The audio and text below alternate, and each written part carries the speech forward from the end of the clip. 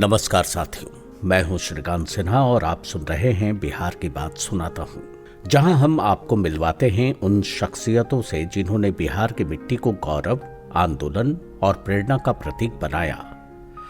आज का ये एपिसोड समर्पित है एक ऐसे क्रांतिकारी को जिन्होंने सत्ता नहीं बल्कि व्यवस्था परिवर्तन का सपना देखा, जिनका नाम ही आंदोलन की प्रेरणा बन गया, लोकनायक जयप्रकाश नारायण। 11 अक्टूबर 1902 सिताब दियारा गांव, सारण जिला, बिहार, यहीं जन्मे थे जयप्रकाश नारायण। गरीब किसान परिवार से आने वाले जयप्रकाश जी को बचपन से ही पढ़ाई का शौक था। मैट्रिक की पढ़ाई पटना से की और फिर अमेरिका चले गए। अमेरिका में उन्होंने विभिन्न कॉलेजों से समाजशास्त्र, अर्थशास्त्र और राजनीति की पढ़ाई की, लेकिन महज डिग्री लेना उनका मकसद नहीं था। वहां उन्होंने मार्क्स, लेनिन और गांधी तीनों विचारधाराओं का तुलनात्मक अध्ययन किया। भारत लौटने के बाद जयप्रकाश जी ने खुद को पूरी तरह आजादी की लड़ाई में झोंक दिया। साल 1934 में उन्होंने कांग्रेस सोशलिस्ट पार्टी की स्थापना की, जो कि भारतीय राष्ट्रीय कांग्रेस के भीतर समाजवादी विचारों की धारा थी। साल 1942 भारत छोड़ो आंदोलन, गांधी जी की अगुवाई में देश भर में विद्रोह की ज्वाला थी और अंडरग्राउंड रहकर आंदोलन को संगठित करने वाले नेताओं में सबसे प्रमुख नाम था जयप्रकाश नारायण का। उन्होंने जेल से भागकर ब्रिटिश शासन को हिला दिया और भारत छोड़ो आंदोलन की रीढ़ बने। भारत आजाद हुआ, लेकिन जयप्रकाश नारायण को सत्ता में कोई रुचि नहीं थी।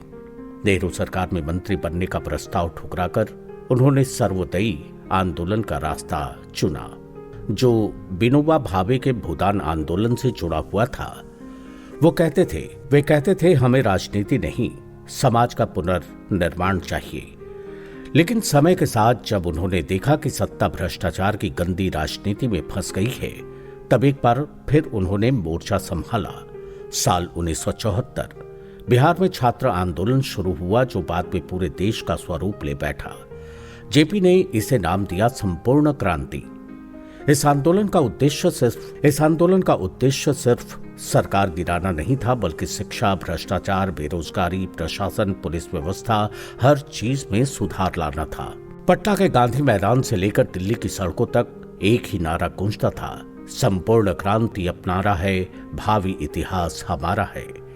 जेपी ने युवाओं को जागरूक किया, लोकनायक कहलाए और 1975 में जब इंदिरा गांधी ने आपातकाल लागू किया तो वे खुलकर विरोध में उतरे। जेल गए लेकिन झुके नहीं। जेपी का सबसे बड़ा योगदान ये था कि उन्होंने जनता को बताया कि लोकतंत्र में जनता ही मालिक है। उनकी प्रेरणा से जनता पार्टी बनी, जिसने 1977 में केंद्र में पहली बार गैर कांग्रेसी सरकार बनाई। उनकी सोच गांधी से मिलती थी, लेकिन शैली थी तेज और क्रांतिकारी। जेपी आजादी के बाद भी क्रांति के प्रतीक बने रहे। 8 अक्टूबर 1989 को इस महान नेता का निधन हो गया, लेकिन उनकी बात, उनके विचार आज भी जीवित है। आज जब लोकतंत्र पर सवाल उठते हैं, जब युवा दिशाहीन हो जाते हैं, तो जयप्रकाश नारायण की संपूर्ण क्रांति की भावना हमें रास्ता दिखाती है। जेपी आंदोलन से जुड़े और आज बिहार की राजनीति में प्रभावी नेताओं में नीतीश कुमार, वर्तमान मुख्यमंत्री बिहार, जेपी आंदोलन के दौरान छात्र राजनीति में सक्रिय थे, लोहियावादी समाजवादी विचारधारा से प्रभावित रहे और आगे चलकर समता पार्टी और फिर जदयू में आए। जेपी आंदोलन के यूथ फेस के तौर पर पहचान मिली। लालू प्रसाद यादव, पूर्व मुख्यमंत्री बिहार, पूर्व रेल मंत्री, 1974 में जेपी आंदोलन के दौरान पटना विश्वविद्यालय छात्र संघ के अध्यक्ष थे। आंदोलन के लोकप्रिय युवा चेहरों में से एक। 1975 में आपातकाल के दौरान जेल भी गए। बाद में उन्होंने राष्ट्रीय जनता दल आरजेडी की स्थापना की। सुशील कुमार मोदी, भाजपा के वरिष्ठ नेता, बिहार के पूर्व उप मुख्यमंत्री, जेपी आंदोलन के दौरान छात्र कार्यकर्ता थे। आपातकाल के दौरान जेल गए और उसी दौरान उनका राजनीतिक कद बढ़ा। भाजपा में रहते हुए नीतीश कुमार के साथ लंबे समय तक गठबंधन सरकार चलाई। पूर्व केंद्रीय मंत्री, लोक जनशक्ति पार्टी एलजेपी के संस्थापक, जेपी आंदोलन से उभरे एक अन्य प्रमुख नेता। आपातकाल में जेल में थे, कई बार केंद्र में मंत्री रहे और सामाजिक न्याय की राजनीति को नई दिशा दी। रविशंकर प्रसाद, भाजपा के वरिष्ठ नेता, पूर्व कानून मंत्री, जेपी आंदोलन के दौरान छात्र कार्यकर्ता रहे। उनका परिवार पहले से ही समाजवादी आंदोलन से जुड़ा हुआ था। शिवानंद तिवारी समाजवादी विचारधारा के नेता। जेपी आंदोलन से उपजे कई नेता आज या तो सत्ता में हैं या सत्ता में रह चुके हैं। यह आंदोलन बिहार की राजनीति का टर्निंग पॉइंट साबित हुआ, जिसने सत्ता के लिए राजनीति नहीं बल्कि परिवर्तन के लिए राजनीति की भावना को जन्म दिया। तो ये थे जयप्रकाश नारायण, एक नेता नहीं एक विचार।